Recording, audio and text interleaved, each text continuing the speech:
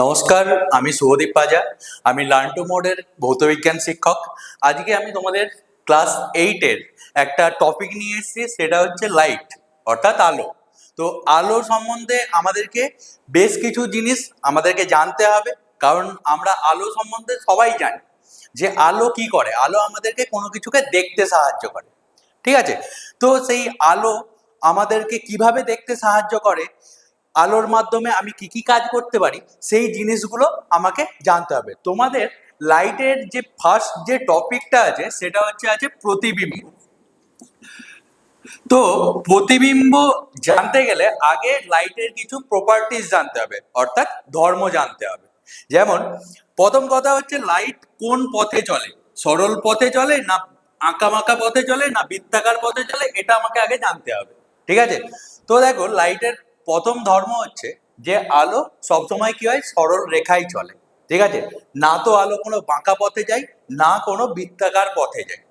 কারণ কি, যখন তোমার ধরো তুমি কোনো একটা জিনিসকে দেখছো, তুমি যদি মুখটা ঘুরিয়ে নাও, তাহলে সেই জিনিসটা কি আর দেখতে পাবে?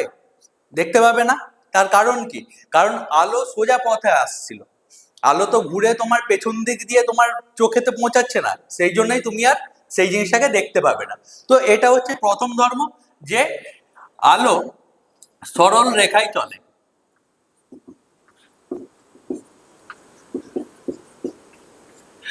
এবারে আমাদেরকে আরেকটা জিনিস জানতে হবে, সেটা হচ্ছে আলোর উৎস সম্বন্ধে, ঠিক আছে? যে আলোর উৎস আমরা কয় ভাগে ভাগ করতে পারি। দেখো, আলোর উৎসকে আমরা মোটামুটি দুটো ভাগে ভাগ করতে পারি। একটা হচ্ছে বিন্দু উৎস, আর একটা বিস্তৃত উৎস। তো বিন্দু উৎস বলতে কি জিনিস বোঝায়? বিন্দু বলতে বোঝায় যে কোনো একটা ক্ষুদ্র একটা মাধ্যম থেকে, ধরো একটা পয়েন্ট, যেমন আমরা অনেকে লেজার লাইট দেখেছি, ঠিক আছে? সে লেজার লাইটের যে উৎসটা, সেটাকে বলা হচ্ছে বিন্দু উৎস, ঠিক আছে? বা মানে একটা মোমবাতি রেখেছো, মোমবাতির সামনে একটা যদি আমি একটা কাগজ রাখি, কাগজের মাঝখানে যদি একটা ছিদ্র করে দিই, তাহলে এই ছিদ্রের মধ্য দিয়ে কি হবে, আলোটা বেরিয়ে আসবে। তো এই উৎসটাকে আমি কি বলবো, বিন্দু উৎস বলবো, অর্থাৎ খুবই ছোট উৎস। আর বিস্তৃত উৎস কি, যেটার আকারে বড়, যেমন আমাদের টিউবলাইট, সূর্য, এগুলো সব কি বিস্তৃত উৎসের মধ্যে পড়ে, অর্থাৎ যার আকার বড়, ঠিক আছে? তো উৎস সম্বন্ধে আমরা জেনে গেলাম। এবারে আমাদেরকে আরেকটা জিনিস জানতে হবে, সেটা হচ্ছে মাধ্যম সম্বন্ধে, যে আলো কোন মাধ্যমের মধ্য দিয়ে যেতে পারে আর কোন মাধ্যমের মধ্য দিয়ে যেতে পারে না। দেখো, মেনলি তিনটে মাধ্যম হয়। একটা হচ্ছে স্বচ্ছ মাধ্যম, একটা হচ্ছে অস্বচ্ছ মাধ্যম, আর একটা হচ্ছে অর্ধ স্বচ্ছ মাধ্যম, ঠিক আছে? তো তিনটে মাধ্যম, স্বচ্ছ, অস্বচ্ছ আর অর্ধ স্বচ্ছ। স্বচ্ছ মাধ্যম কাকে বলে? যে মাধ্যমের মধ্য দিয়ে আলো পরিষ্কারভাবে আসতে পারে, অর্থাৎ যেখানে আলো পুরোপুরি আমরা আলোককে কোনো একটা বস্তুকে দেখতে অসুবিধা হয় না, যেমন বায়ু মাধ্যম। বায়ু মাধ্যম হচ্ছে স্বচ্ছ মাধ্যম, যে সূর্য থেকে যে আলো আসছে, সেই আলোটা আমরা পরিষ্কার দেখতে পাই, বা আমরা সামনের কোনো ব্যক্তিকে পরিষ্কার দেখতে পাই। কেন? কারণ মাঝখানে কোনো অবস্টাকেল নেই, কোনো বাধা নেই। তো সেইটা হচ্ছে স্বচ্ছ মাধ্যম। অস্বচ্ছ মাধ্যম কি? যে মাধ্যমের মধ্য দিয়ে আলো যেতে পারে না, যেমন একটা দেওয়াল, দেওয়ালের ওদিক থেকে কোনো আলো তোমার চোখে এসে পৌঁছায় না, সেই জন্য দেওয়ালের ওদিকে থাকা কোনো বস্তুকে তুমি কি দেখতে পাও না, ঠিক আছে? তো সেটা হচ্ছে অস্বচ্ছ মাধ্যম। আর অর্ধ স্বচ্ছ মাধ্যম কি? যে মাধ্যমের মধ্য দিয়ে আলো ভালোভাবে আসতে পারে না, কিন্তু আসে, ঠিক আছে? যেমন ধরো কুয়াশা, আমরা কুয়াশাতে যদি সকালে যদি আমরা যাই, তাহলে আমরা সামনের কিছুটা রাস্তা দেখতে পাই, দূরের জিনিস দেখতে পাই না। তো সেই জন্য কুয়াশাকে বলা হচ্ছে কি অর্ধ স্বচ্ছ মাধ্যম। বোঝা গেল? তো তিনটে মাধ্যম হলো। এবারে প্রতিবিম্ব জিনিসটাতে আসছে, প্রতিবিম্ব কিভাবে গঠিত হয়, বা প্রতিবিম্ব আলোর কোন ধর্মের জন্য আমরা দেখতে পাই। দেখো, আলোর মেন দুটো জিনিস আমরা জানবো, একটা হচ্ছে আলোর প্রতিফলন, আর একটা হচ্ছে আলোর প্রতিসরণ। বোঝা গেল? আলোর প্রতিফলন কি বলতে আমি কি বুঝি? ধরো, আলো একটা মাধ্যম থেকে আরেকটা মাধ্যমে গিয়ে পড়লো, অর্থাৎ ধরো বায়ু মাধ্যম আর জল মাধ্যম। ঠিক আছে, তো বায়ু মাধ্যম থেকে আলো কি হচ্ছে, আসছে, দিয়ে জল মাধ্যমে পড়লো। এই দুটো মাধ্যমের মাঝখানে একটা তল আমরা কল্পনা করতে পারি, সেই তলটাকে কি বলা হচ্ছে, বিভেদ তল বলা হচ্ছে। তো আলোর এখানে দুটো ধর্ম প্রদর্শন করে। কি কি ধর্ম না, এই আলোর কিছু অংশ আবার কি হয়, পুনরায় প্রথম মাধ্যমেতে ফিরে যায়। সেই ঘটনাটাকে কি বলা হয়, আলোর প্রতিফলন বলা হয়। ঠিক আছে, আর এই আলোরই কিছু অংশ আবার এই জল মাধ্যমে প্রবেশ করে, সেইটাকে কি বলা হচ্ছে, আলোর প্রতিসরণ বলা হচ্ছে। বোঝা গেল? তাহলে আলোর দুটো জিনিস আমরা দেখতে পাই, একটা হচ্ছে প্রতিফলন আর একটা হচ্ছে প্রতিসরণ। যেটা মাধ্যমের বিভেদ তলে আপতিত হয়ে আবার পুনরায় প্রথম মাধ্যমে ফিরে যাচ্ছে, সেই ঘটনাটাকে কি বলা হচ্ছে, আলোর প্রতিফলন বলা হচ্ছে। আর যেটা কি করছে, প্রথম মাধ্যম ভেদ করে দ্বিতীয় মাধ্যমের মধ্যে প্রবেশ করছে, সেই ঘটনাটাকে কি বলা হচ্ছে, প্রতিসরণ বলা হচ্ছে। এবারে তুমি বলবে যে আলো তো সরল রেখায় চলে, তাহলে আলো যাওয়ার কথা ছিল এই পথে, কিন্তু আলোটা এই পথে বেঁকে গেল কেন? তার একটাই কারণ হচ্ছে, বায়ু আর জলের মধ্যে কার ঘনত্ব বেশি, জলের ঘনত্ব বেশি। তো যখন আলো লঘু মাধ্যম থেকে ঘন মাধ্যমে যায়, তখন কি হয়, আলোর পার্শ্বীয় পরিবর্তন ঘটে, অর্থাৎ আলো তার গতিপথ পরিবর্তন করে। সেই ঘটনাটাকে বলা হচ্ছে প্রতিসরণ। সেই জন্য আলো এই পথে যাওয়ার কথা ছিল, কিন্তু চলে গেল এই পথে। বুঝে গেছে? এবারে আমাদেরকে যে প্রতিফলন, এই প্রতিফলনের দুটো আমাদের নিয়ম জানতে হবে, যে আলোর প্রতিফলনের মেন দুটো ধর্ম কি কি। দেখো, এই হচ্ছে আমার বিভেদ তল, একটা আলোক রশ্মি এসে এই বিভেদ তলে পড়লো, প্রতিফলিত হয়ে আলোক রশ্মিটা আবার প্রথম মাধ্যমে ফিরে গেল। তো এই বিন্দুতে আমি কি করব, একটা লম্ব অঙ্কন করব, যেটাকে বলা হচ্ছে অভিলম্ব। ঠিক আছে, এটা হচ্ছে কি, অভিলম্ব। এই যে রশ্মি, এই রশ্মিটার নাম কি, আপাতিত রশ্মি।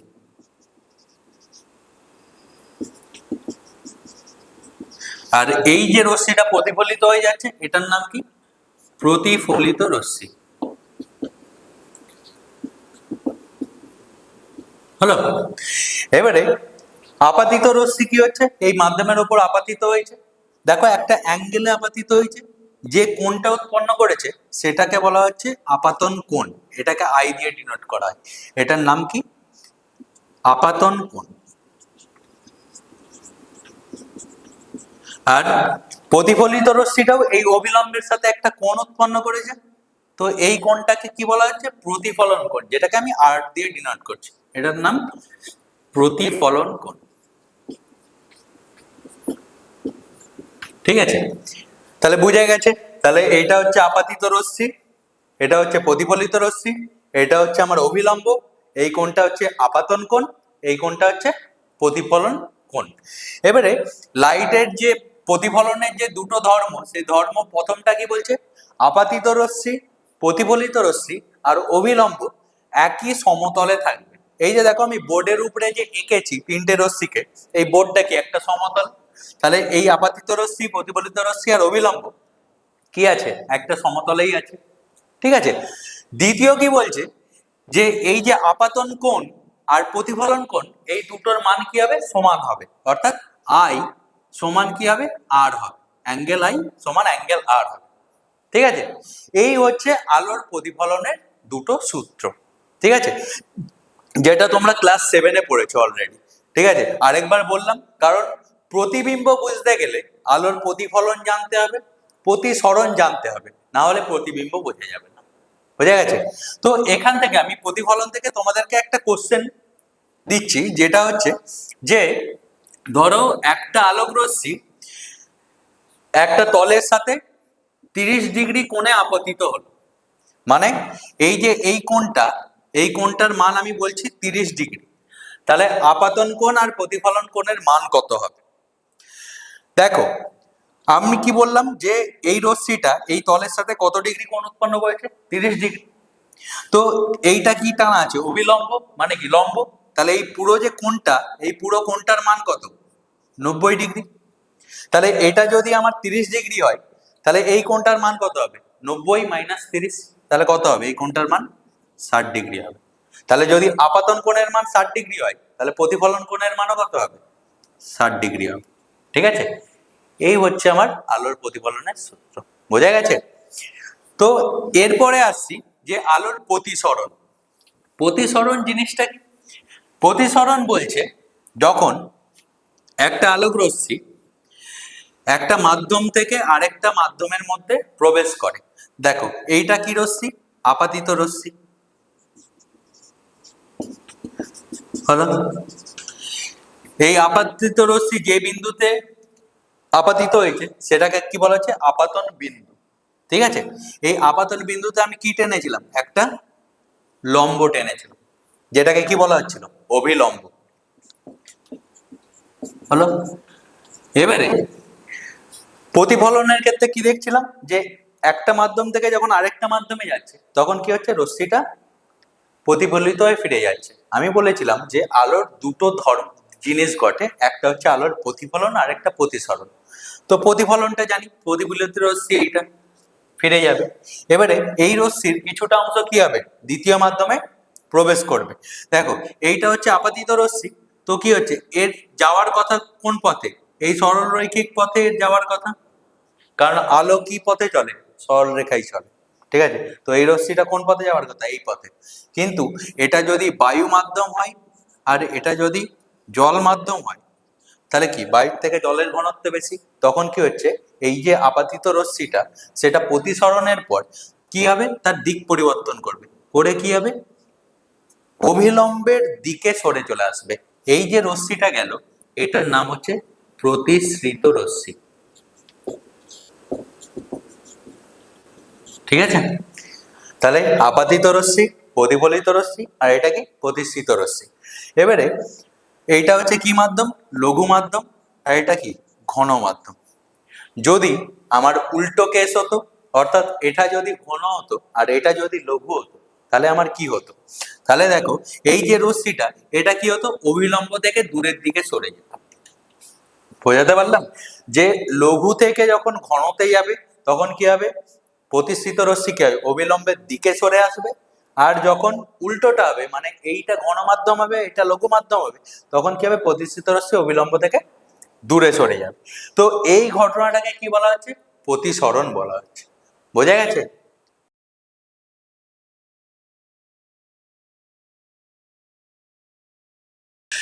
দেখো আলোর প্রতিফলন আর প্রতিসরণ কি জিনিস আমরা বুঝলাম। এবারে আমরা দেখবো যে প্রতিবিম্ব বলতে কি বোঝায়। আমি প্রতিবিম্ব শুরু করার আগে এই কারণেই আলোর প্রতিফলন আর প্রতিসরণ বললাম, কারণ প্রতিবিম্ব হওয়ার মেন দুটো কারণ হচ্ছে আলোর প্রতিফলন আর আলোর প্রতিসরণ। ঠিক আছে, এই দুটো হচ্ছে আমার কারণ। বুঝে গেল? এবারে প্রতিবিম্ব কি জিনিস? যেমন আমরা ক্যামেরাতে যখন ছবি তুলি তখন আমরা কি দেখি? যে আমার একটা ছবি ক্যামেরাতে উঠে গেল, তো ক্যামেরাতে যে আমার ছবিটা উঠছে সেটা কি? আমার প্রতিবিম্ব। বা যখন আমরা আয়নার সামনে দাঁড়িয়ে আমাদের মুখ দেখি তখন সেই যে আমরা আয়নার সামনে দাঁড়িয়ে আমার মুখটা দেখছি, তো সেই মুখটা কি? আয়নাতে আমার প্রতিবিম্ব। তো আশ্চর্য লাগে মাঝে মধ্যে যে আয়নাতে আমি আমার মুখটাকে দেখতে পাচ্ছি কিভাবে? বা ধরো স্থির জলে আমি যদি আমার মুখটাকে যদি দেখতে চাই আমি দেখতে পাবো, তো সেটা আলোর কোন ধর্মের জন্য আমি সেই প্রতিবিম্বটা দেখতে পাচ্ছি। আবার দেখবে যে সিনেমার পর্দাতে আমরা কি হচ্ছে? ছবি দেখতে পাচ্ছি। সিনেমার পর্দায় ছবি এলো কিভাবে? তো এই জিনিসগুলোর মেন যে বিষয় সেটা হচ্ছে প্রতিবিম্ব। ঠিক আছে, তো প্রতিবিম্ব কখন গঠন হয়? যখন একটা বিন্দু উৎস থেকে আলোক রশ্মি যখন প্রতিফলিত হয় বা প্রতিষ্ঠিত হয় এবং তারপরে যখন কোনো একটা বিন্দুতে মিলিত হয় বা সেই বিন্দু থেকে মিলিত হয়েছে বলে আমার মনে হয়, তখন সেই বিন্দুটাকে কি বলা হচ্ছে? এই বিন্দুটার প্রতিবিম্ব বলা হচ্ছে। বোঝা গেল? যে এই বিন্দুটা হচ্ছে আমার উৎস। যেমন আমি এই যে দাঁড়িয়ে আছি, আমাকে মনে করো একটা বিন্দু, তো আমাকে তুমি দেখতে পাচ্ছ কেন? কারণ আমার থেকে যে আলোক রশ্মিটা সেটা হয় প্রতিফলিত হয়ে তোমার চোখে পৌঁছাচ্ছে, না হলে কি প্রতিসৃত হয়ে তোমার চোখে পৌঁছাচ্ছে। তো সেই কারণে তুমি আমার প্রতিবিম্বটা এখানে দেখতে পাচ্ছ। বুঝে গেল? তো প্রতিবিম্ব কি না, যখন কোনো আলোক বিন্দু উৎস থেকে যখন আলোক রশ্মি প্রতিফলিত বা প্রতিসৃত হয়ে যখন কোনো একটা বিন্দুতে মিলিত হয় বা কোনো বিন্দু থেকে মিলিত হচ্ছে বলে মনে হয়, তখন সেই দ্বিতীয় বিন্দুকে প্রথম বিন্দুর প্রতিবিম্ব বলা হচ্ছে। হয়ে গেল। এবারে প্রতিবিম্বকে আমরা দুভাগে ভাগ করতে পারি, একটা হচ্ছে কি সদ্বিম্ব আর একটা হচ্ছে অসদ্বিম্ব। সদ্বিম্ব আর অসৎ বিম্ব, বুঝে গেল? তো সদ্বিম্ব কি আর অসৎ বিম্ব কি? সদ্বিম্ব ঘটে আলোর প্রতিসরণ ধর্মের জন্য, আর অসৎ বিম্ব ঘটে আলোর প্রতিফলন ধর্মের জন্য। ঠিক আছে? কারণ কি সদ্বিম্ব কাকে বলে, কি বলছে, যখন আলোক রশ্মি প্রতিফলিত বা প্রতিসৃত হয়ে কোনো একটা বিন্দুতে মিলিত হচ্ছে, তখন সেই বিন্দুটাকে কি বলা হচ্ছে, এই বিন্দুটার সদ্বিম্ব বলা হচ্ছে। ঠিক আছে? যেমন ধরো আমি একটা তোমাদের সদ্বিম্ব এঁকে দেখাই। আমরা প্রত্যেকেই জানি লেন্স সম্বন্ধে। লেন্স দু প্রকার হয়, একটা হচ্ছে উত্তল লেন্স আর একটা হচ্ছে অবতল লেন্স। তো উত্তল লেন্স কেমন দেখতে হয় না, এরকম একটা উত্তল লেন্স আমার দেখতে হয়। ঠিক আছে? এবারে উত্তল লেন্সের আমি কি করছি, সামনে একটা বস্তু রেখেছি। ঠিক আছে? তো এই বস্তুটা থেকে কি হবে, আলোক রশ্মি যাবে। তো আলোক রশ্মিটা যখন যাচ্ছে আমার, তখন কি হচ্ছে, দেখতে পাচ্ছি এই আলোক রশ্মিটা একটা বিন্দুতে গিয়ে মিলিত হচ্ছে। ঠিক আছে? তো এই যে বিন্দুতে গিয়ে আমার মিলিত হল, এখানে কি হচ্ছে, আমার এই বস্তুটার একটা প্রতিবিম্ব গঠন। বোঝা গেল? তো এখান থেকে আমার আলোক রশ্মিটা যাচ্ছে, আলোক রশ্মির কি হচ্ছে, প্রতিসরণ করছে, কারণ এইটা একটা মাধ্যম ছিল, এটা একটা মাধ্যম। তারপরে এই মাধ্যমে পড়ার জন্য আলোক রশ্মিটা কি করছে, তার গতিপথ পরিবর্তন করে নিয়েছে, করে নিয়ে এই দুটো আলোক রশ্মি হচ্ছে একটা বিন্দু থেকে মিলিত হয়েছে। তো তার ফলে কি হচ্ছে, এই বিন্দুতে এই যে বস্তুটার একটা প্রতিবিম্ব গঠন হয়েছে। এবারে এই প্রতিবিম্বটাকে আমি কি বলবো, সদ্বিম্ব বলবো। কারণ সদ্বিম্ব বলতে কি বোঝায়, যে যদি সত্যি কোনো আলোক রশ্মি প্রতিফলিত বা প্রতিসৃত হয়ে একটা বিন্দুতে মিলিত হয়, তখন তাকে কি বলবো, আমি সদ্বিম্ব বলবো। ঠিক আছে? যেমন সদ্বিম্বর আরেকটা উদাহরণ হয়, এটা তো উত্তল লেন্স দিয়ে সদ্বিম্ব হলো, আরেকটা হচ্ছে অবতল দর্পণ দিয়েও আমরা সদ্বিম্ব গঠন করতে পারি। দর্পণ মানে কি, আয়না। আমরা যে আয়নায় মুখ দেখি সেটা হচ্ছে সমতল দর্পণ। ঠিক আছে? আরো দুটো আয়না আছে, যেটা হচ্ছে একটা উত্তল আর একটা অবতল। বুঝে গেল? উত্তল দর্পণ আমরা কি কাজে ইউজ করি না, উত্তল দর্পণ কোনো জিনিসকে বড় করে দেখার জন্য, বেসিক্যালি মেকআপ করার জন্য। মেয়েরা মেকআপ করার জন্য এই দর্পণটি ইউজ করে। এর ফলে কি হয়, এর সামনে যে বস্তুটা থাকে সেই বস্তুটার কি হয়, বড় দেখায়। বুঝে গেল? তো দেখো উত্তল মানে কি, এই যে পেট ফুলা। ঠিক আছে? এটাকে বলা হচ্ছে উত্তল। আর অবতল কোনটা, এইটা, যখন এর বাইরের দিকে এই পাড়া থাকবে আর এই জায়গাটা চকচকে হবে ভিতর দিকে, সেটাকে বলা হচ্ছে কি, অবতল দর্পণ। বুঝে গেল?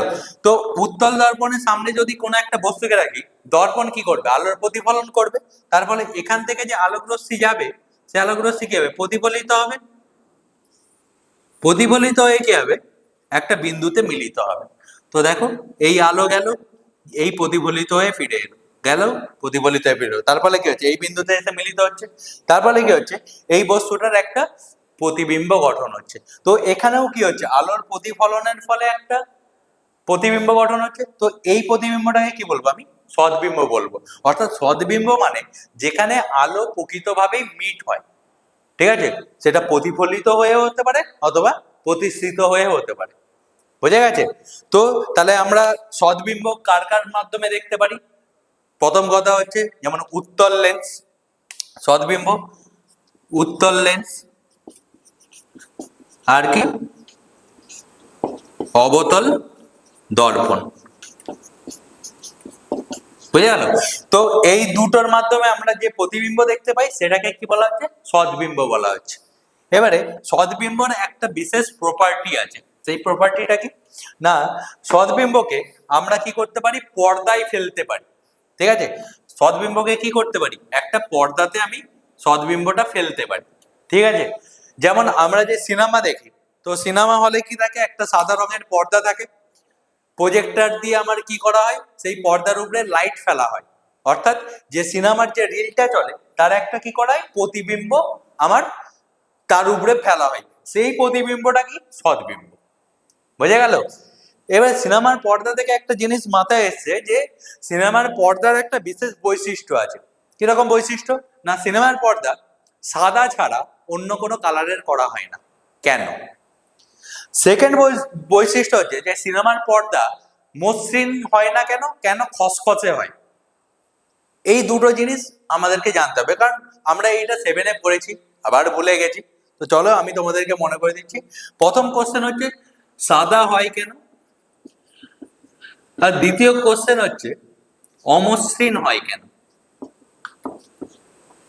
দেখো, প্রথম কথা হচ্ছে সাদা।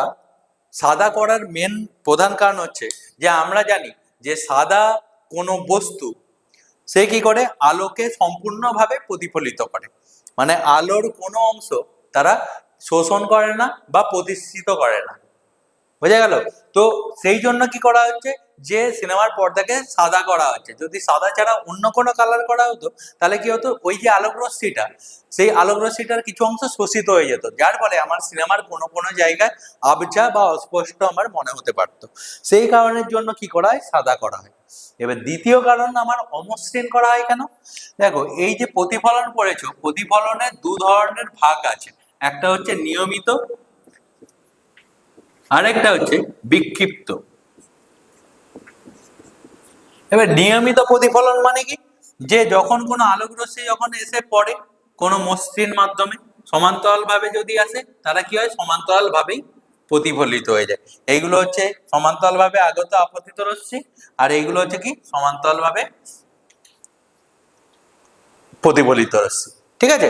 তো এই যে প্রতিফলন, এইটাকে কি বলা হচ্ছে, নিয়মিত প্রতিফলন। এটা কোন সারফেসের উপরে হয়, সেটা হচ্ছে মসৃণ সারফেসের মধ্যে হয়। যদি সিনেমার পর্দাকে আমি যদি মসৃণ করতাম, তো কি হতো, যে যেভাবে আলোক রশ্মি গুলো সেই পর্দার উপরে পড়তো, ও কি করতো, শুধুমাত্র একটা নির্দিষ্ট দিকেই যেত, যার ফলে সিনেমা যারা দেখতে এসছে তার কিছু অংশ দর্শক ওই সিনেমাটা দেখতে পেত, বাকিরা দেখতে পেত না। কারণ কি, বাকিদের কাছে এই প্রতিফলিত রশ্মিটা পৌঁছাতোই না। যার ফলে কি করা হচ্ছে, যে সিনেমার পর্দাকে অমসৃণ করা হচ্ছে। কেন? অমসৃণ করা হলে কি হবে, যে এই যে নিয়মিত প্রতিফলন, এই জিনিসটা থাকবে না এখানে, যেহেতু এবড়ো খেবড়ো সারফেস, তার ফলে কি হবে, এই বিক্ষিপ্ত ভাবে এদিক ওদিকে ছড়িয়ে পড়বে। যার ফলে দেখো, আমরা সৎবিম্ব বুঝলাম। এবারে অসৎবিম্ব কাকে বলে? না, যদি কোনো আলোক রশ্মি কোনো মাধ্যম থেকে প্রতিফলিত বা প্রতিষ্ঠিত হওয়ার পরে যদি অন্য কোনো বিন্দুতে মিলিত না হয়, কিন্তু অন্য কোনো বিন্দু থেকে সে আসছে বলে মনে হয়, মানেটা হয়তো ক্লিয়ার হবে না। ধরো একটা এই যে আলোক রশ্মি, এই বিন্দু উৎস থেকে একটা আলোক রশ্মি গেল, গিয়ে কি হচ্ছে, সে প্রতিফলিত হয়ে ফিরে চলে আসছে। ঠিক আছে? তো এরা, এই যে প্রতিফলিত রশ্মিগুলো, এরা কিন্তু কোথাও মিট হচ্ছে না, কোথাও মিলিত হচ্ছে না।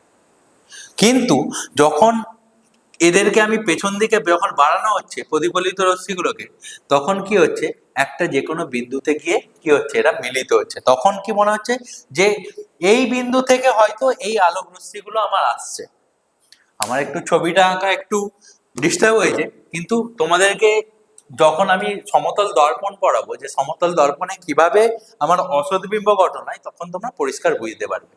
এইটুকু জেনে রাখো যে অসৎবিম্ব কাকে বলে, না যখন কোনো আলোক রশ্মি প্রতিফলিত বা প্রতিষ্ঠিত হওয়ার পরে কোনো বিন্দুতে মিলিত হয় না, কিন্তু দ্বিতীয় কোনো বিন্দু থেকে ওই আলোক রশ্মিগুলো আসছে বলে মনে হয়, তখন সেই দ্বিতীয় বিন্দুটাকে প্রথম বিন্দুর অসৎবিম্ব বলা হয়।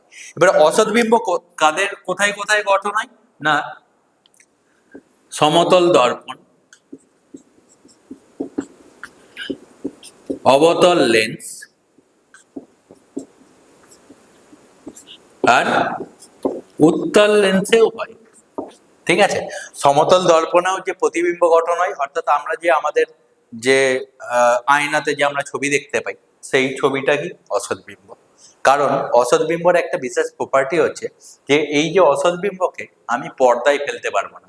মানে তুমি তোমার আয়নায় যে ছবিটা দেখছো সেই ছবিটাকে তুমি কিন্তু পর্দায় দেখাতে পারবে না, ঠিক আছে? কিন্তু সদ্বিম্ব হলে কি হতো, যে আমি আমার যে সদ্বিম্বটাকে সেটাকে আমি পর্দায় ফেলতে পারতাম, যেটা প্রজেক্টরের মাধ্যমে করা হয়, ঠিক আছে? কিন্তু অসৎবিম্বের ক্ষেত্রে ওই প্রপার্টিসটা নেই, যে একে আমি পর্দায় ফেলতে পারবো না, তাহলে একে আমি কি পর্দায় ফেলতে পারবো না। বোঝা গেল? তো অসৎবিম্ব কাদের দ্বারা গঠিত হয়? সমতল দর্পণ, অবতল লেন্স আর উত্তল লেন্স দ্বারাও অসৎবিম্ব গঠিত হয়। এবারে এখানে একটা কোশ্চেন হচ্ছে যে তাহলে উত্তল লেন্স দ্বারা সদ্বিম্বও গঠন হয় আর অসৎবিম্বও কি গঠন হয়? উত্তর হচ্ছে হ্যাঁ, দুটোই গঠন হয়। এবারে কোশ্চেন হচ্ছে কখন সদ্বিম্ব গঠন হয়, কখন অসৎবিম্ব গঠন হয়? এই ব্যাপারটা তোমরা জানবে ক্লাস 10-এ গিয়ে, ঠিক আছে? তবু আমি তোমাদেরকে একটু জানিয়ে রাখি। ধরো এই হচ্ছে আমার উত্তল লেন্স। তো উত্তল লেন্সের কি আছে? ফোকাস বলে একটা জিনিস হয়, যেই ফোকাস দূরত্ব কি হয় বিভিন্ন পয়েন্টে পয়েন্টে আছে। এবারে যদি আমরা কোনো বস্তুকে যদি ফোকাসে রাখি, ফোকাস আর লেন্সের কাছে রাখি, বা ফোকাস এটা দ্বিতীয় ফোকাস আর প্রথম ফোকাসের মাঝে রাখি, তখন কি হয় সেই বস্তুটার প্রপার্টিজ, যে প্রতিবিম্ব গঠন হয় সেই প্রতিবিম্বটার প্রপার্টিজ কি হয় বদলাতে আরম্ভ করে, ঠিক আছে? সেই জন্যই বললাম যে উত্তল লেন্স দ্বারা কি হয় দুটোই গঠিত হয়, সদ্বিম্ব আর অসৎবিম্ব দুই গঠিত হয়। এবারে আমরা তোমাদের যে পাঠ্যপুস্তকে যেই জিনিসটা আছে যে সমতল দর্পণে আমার কিভাবে অসৎবিম্ব গঠন হয়, দেখো এই হচ্ছে আমার সমতল দর্পণ, আমি একটা নিয়ে নিলাম, ঠিক আছে? এবারে এখানে আমি একটা বিন্দু উৎস নিলাম, হলো, এটা হচ্ছে সমতল দর্পণ। এবারে সমতল দর্পণ থেকে আমি তিনটে আলোক রশ্মি টানবো, এই হচ্ছে আলোক রশ্মি এলো। আলোক রশ্মি যখন লম্বভাবে কোনো প্রতিফলকের উপর আপতিত হয় তখন কি হবে, সে লম্বভাবেই কি হয় প্রতিফলিত হয়ে যায়। এই একটা আলোক রশ্মি আমি টানলাম, ঠিক আছে? এই আলোক রশ্মিটা কি হবে প্রতিফলিত এই পথে ফিরে যাবে, এটা হচ্ছে আপতিত রশ্মি। আরেকটা রশ্মি টানলাম, কি একটা রশ্মি, এও কি হচ্ছে আমার প্রতিফলিত হয়ে এই পথে ফিরে যাচ্ছে। তো এখানে এই যে প্রতিফলিত রশ্মিগুলো, এইগুলো কি আমার কোনো বিন্দুতে মিলিত হবে বলে আদৌ তোমার মনে হয়? হবে না। কারণ কি, এরা কিভাবে এসে এদেরকে যতই আমি বাড়াতে থাকবো ততই কি হবে এদের মধ্যে দূরত্ব বাড়তে থাকবে, তো এরা কখনোই মিলিত হবে না। এবারে আমি একটা কাজ করছি, যে এই যে প্রতিফলিত রশ্মি এটাকে কি করছি আমি পেছন দিকে বাড়াচ্ছি, ঠিক আছে? এরকম ভাবে আমি পেছন দিকে বাড়ালাম। এই যে এই প্রতিফলিত রশ্মিটাকে, এটাকেও আমি কি করলাম পেছন দিকে বাড়ালাম, এইটাকেও কি করলাম পেছন দিকে আমি বাড়ালাম। যখনই বাড়ালাম দেখতে পাবো যে এই যে তিনটে প্রতিফলিত রশ্মি, এই তিনটে প্রতিফলিত রশ্মি দেখো গিয়ে একটা বিন্দুতে গিয়ে মিলিত হচ্ছে। তো এখান তো যখন আমি দর্শক হিসাবে যখন আমি এখান থেকে আমি দেখব, তখন আমার কি মনে হবে যে আলোক রশ্মিটা এখান থেকে আসছে, এটা আমার মনে হচ্ছে, কিন্তু অ্যাকচুয়ালি আসছে কোথা থেকে? এই পয়েন্ট থেকে আসছে, ঠিক আছে? তো আমি তোমাদেরকে অসৎবিম্ব পড়ানোর সময় বলেছিলাম যে অসৎবিম্বতে কি হয়, যে আলোক রশ্মি কোনো বিন্দুতে গিয়ে মিলিত হয় না, কিন্তু কোনো একটা বিন্দু থেকে আসছে বলে আমার মনে হয়। তো দেখো এই বিন্দু থেকে আমার এই যে আলোক রশ্মিগুলো আসছে বলে মনে হচ্ছে, তো তাহলে কি এই বিন্দুটা, এই বিন্দুটার কি অসৎবিম্ব। বোঝা গেল? তো তাহলে কি হচ্ছে, এটা কার অসৎবিম্ব? না এই বিন্দুটার অসৎবিম্ব। বোঝা গেল? তো এইভাবে কি হয় সমতল দর্পণে আমার অসৎবিম্ব গঠিত হয়। এবারে এখানে আমার সমতল দর্পণে যে অসৎবিম্ব গঠিত হয় তার কিছু প্রপার্টিজ জানতে হবে। প্রথম প্রপার্টি হচ্ছে একটা বস্তু সমতল দর্পণ থেকে যতটা দূরত্বে থাকবে, যদি এটার দূরত্ব যদি আর হয়, তাহলে যে প্রতিবিম্বটা গঠন হবে সেটাও কত দূরত্বে গঠিত হবে, আর দূরত্বে গঠিত হবে। অর্থাৎ তুমি আয়না থেকে যত দূরে দাঁড়িয়ে থাকবে তোমার প্রতিবিম্বটাও কি হবে আয়না থেকে ততটাই পেছনে তৈরি হবে। তুমি যদি পেছাও তাহলে কি হবে তোমার প্রতিবিম্বও পেছাবে, তুমি যদি এগাও তাহলে কি হবে তোমার প্রতিবিম্বও এগাবে। অর্থাৎ তোমার মধ্যে তোমার আর আয়নার দূরত্ব যা হবে, আয়না আর প্রতিবিম্বের দূরত্ব তাই হবে। এটা হচ্ছে ফার্স্ট প্রপার্টি সমতল দর্পণে। দ্বিতীয় প্রপার্টি কি, যে সমতল দর্পণে তোমার আকার আর প্রতিবিম্বের আকার সমান হবে, ঠিক আছে? যে তুমি যদি গেঁড়া হও তোমার প্রতিবিম্বও গেঁড়াই হবে, তুমি যদি লম্বা হও তোমার প্রতিবিম্বটা কি হবে? লম্বাই হবে। কোনো সমতল দর্পণ নেই যেখানে গ্যাঁড়া মানুষকে লম্বা করে দেবে বা লম্বা মানুষকে গ্যাঁড়া করে দেবে। তো এটা হচ্ছে সেকেন্ড প্রপার্টি। থার্ড প্রপার্টি হচ্ছে যে তোমার কি হবে? পার্শ্বীয় পরিবর্তন হবে। পার্শ্বীয় পরিবর্তন মানে তুমি বাঁদিকে যদি আমার এই যে লেখাটা আছে তুমি দেখতে পাবে ডান দিকে তোমার প্রতিবিম্বে, ঠিক আছে? আমার যদি বাঁ হাতে আমি ঘড়িটা পড়ে আছি তো আমি দেখবো আমার ডান দিকে আছে, ঠিক আছে? অর্থাৎ আমার কি হবে? পার্শ্বীয় পরিবর্তন হয়ে যাবে, মানে ডান দিক বাঁ দিক হয়ে যাবে, বাঁ দিক ডান দিক হয়ে যাবে, ঠিক আছে? তো তাহলে তিনটে প্রপার্টি কি কি বললাম? যে বস্তুর দূরত্ব প্রতিবিম্বের দূরত্ব সমান, বস্তুর দূরত্ব সমান প্রতিবিম্বের দূরত্ব।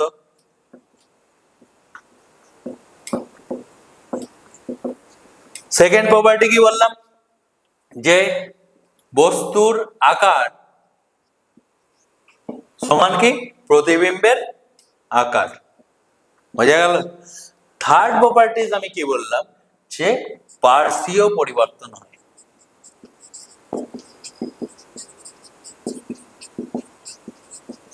পার্শ্বীয় পরিবর্তন দেখে দেখে থাকবে তোমরা যে অ্যাম্বুলেন্সে কি লেখা থাকে?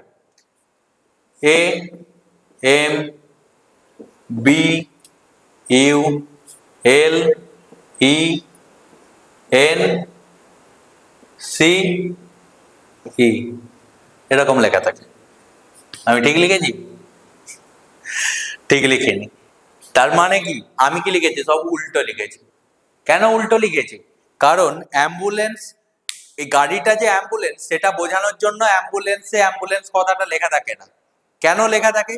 যে ধরো তুমি সামনে বাইক নিয়ে যাচ্ছ বা কোনো গাড়ি নিয়ে যাচ্ছ, তোমার গাড়িতে কি আছে? কাঁচ আছে, ঠিক আছে? তোমার গাড়িতে মিরর আছে। তো যখন মিররে এই লেখাটা যখন পড়বে তখন এই লেখাটাই কি হয়ে যাবে?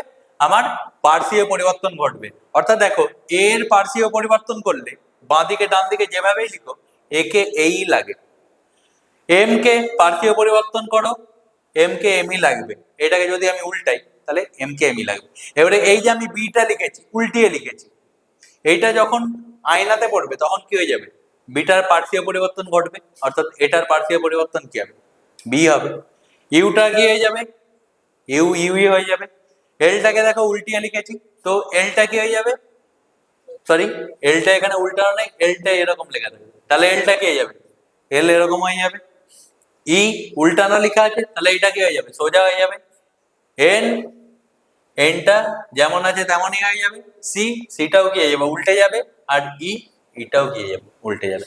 অর্থাৎ আমি আমার আয়নাতে কি দেখবো? যে অ্যাম্বুলেন্স লেখাটা আমি দেখতে পারবো, যার ফলে আমি কি করব? যে অ্যাম্বুলেন্সটাকে যেতে দেবো, কারণ এটা আমাদের কর্তব্য, এটা আমাদের দায়িত্ব। যে অ্যাম্বুলেন্স যদি আমার গাড়ির সামনে যদি গাড়ির পেছনে থাকে তাহলে দেখতে পেলেই কি হয়? অ্যাম্বুলেন্সকে আমার রাস্তা ছেড়ে দিতে হবে, কারণ ওখানে কোনো রোগী আছে যার এমার্জেন্সি রয়েছে তোমার থেকেও বেশি।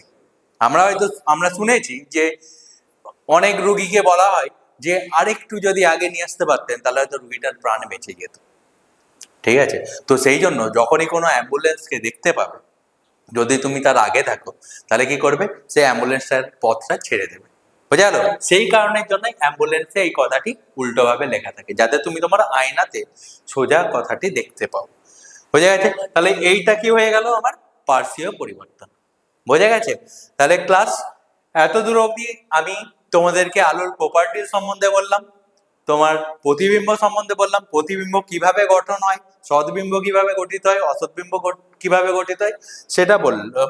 এবারে তোমাদের কাছে আমার একটা কোশ্চেন, সেটা হচ্ছে যে যদি আমি সেলুন দোকানে যাই, সেলুন দোকানে গিয়ে আমি কি দেখতে পাই?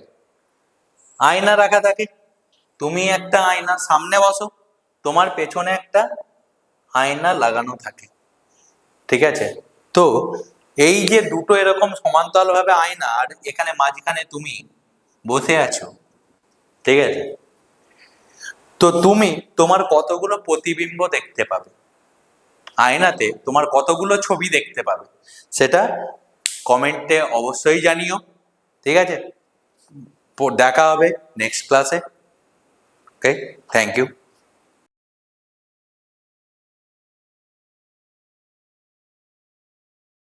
ভিডিওটি ভালো লাগলে লাইক করুন, আরও ভিডিও দেখতে সাবস্ক্রাইব করুন, আমাদের চ্যানেলের সাথেই থাকুন।